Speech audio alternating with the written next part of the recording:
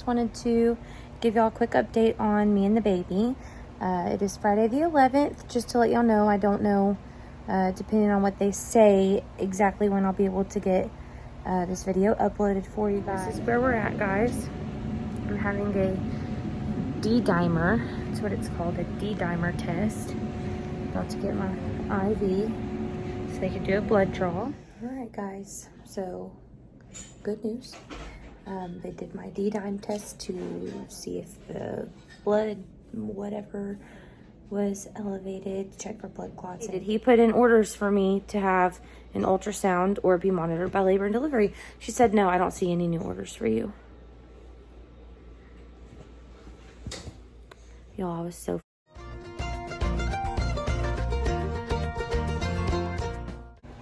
Hey guys, Brianne here. I just wanted to give y'all a quick update on me and the baby.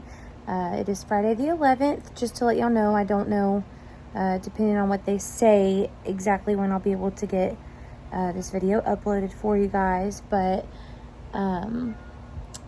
I got pretty sick last night.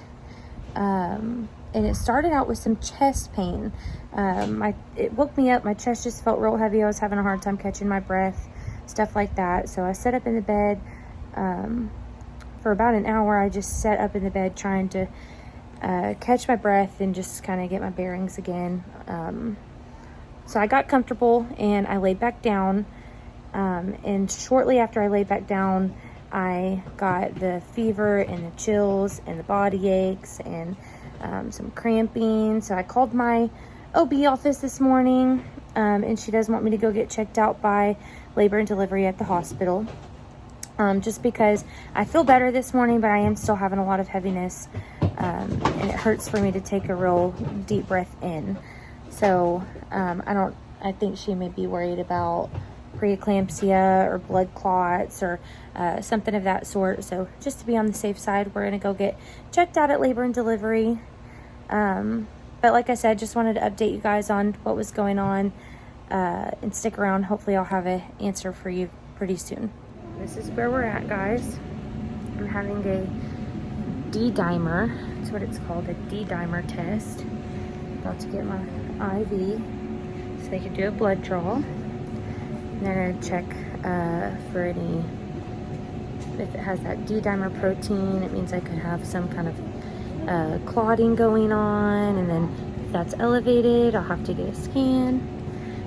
All right, guys, so good news. They did my D-dime test to see if the blood, whatever, was elevated, check for blood clots, and it did come back positive. I don't like people to hear me making a video. Anyways, so they went ahead and did a CT scan to check for any blood clots in my lungs, but it did come back negative. Everything looked great on the CT. So I've just been waiting here for several more hours for labor and delivery to come over and check on the baby, hook me up to some monitors. This IV in my arm is starting to get really sore. I'm tired of wearing this blood pressure cuff, but on the bright side, everything looks good. I can still feel baby moving a lot. So I think I'm gonna report good news, but we'll have one last check and hopefully I can go home because I've been here for like 6 hours and I'm tired and I'm hungry, and I will go home and see my baby, and it's like after 9 o'clock, but that's it. Everything looks fine. Don't know why I was having chest pain. It could be my asthma acting up. Gotta go pick up my inhaler from the pharmacy. They called in for me, but it looks like I'm good to go. So I didn't realize, guys, that I didn't get a whole lot of video at the hospital. That was kind of hard to do. My phone was dying. I ended up being there for about 8 hours. I was there until about 11:30 last night. So my phone died. They kicked Laramie out, wouldn't let him wait with me. So that was more frustrating. I didn't have any way to communicate with him, let him know what was going on with me. But just to sum up my visit at the hospital, I told y'all why I went there. Just it was a continuing heavy chest pain. Carter, can Mama see that? 1 second. What are we doing here? Hey, is that enough?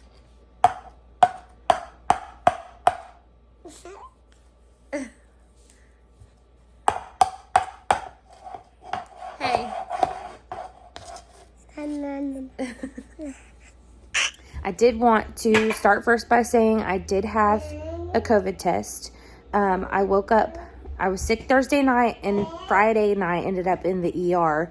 But Friday morning I got up and took an at-home COVID test and it was negative. And then I actually got put in isolation at the hospital to do another COVID test, which I think was better for me in the beginning because there wasn't a whole lot of people in isolation at the ER. But I got a COVID test there too, and it was negative also. So I know some of those things I was having are symptoms of COVID, but we were all good there. Anyways, they did something called the D-dimer test, which I was telling you about, and that checks for something in your blood that indicates clotting. But they did say that it could be elevated anyways because because I'm pregnant. But it was just a step that they had to take before doing the CT scan. So the D-dimer did come back positive, which wasn't too worrying. So we did the CT. It came back negative. It didn't show anything. Well, I was there so long because in that time that I got the CT and the time that someone was supposed to come go over my result with me, they forgot about me. So I went up to the front desk and I checked, hey, is someone going to come go over my CT? And the nurse was like, yeah, everything's done. They should have come out and talked to you already.